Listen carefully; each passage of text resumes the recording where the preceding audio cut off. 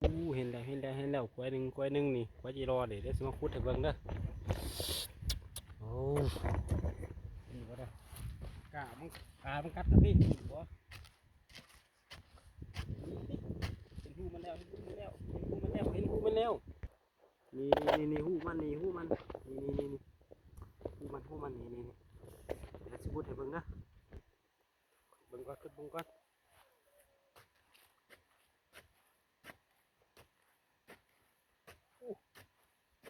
หูเลิกเว้ยหูเลิกโอ้ยเจ้ากูงูเป็นยังไง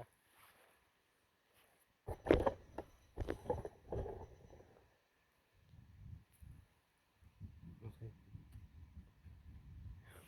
หูเลิกแล้วโอ้เ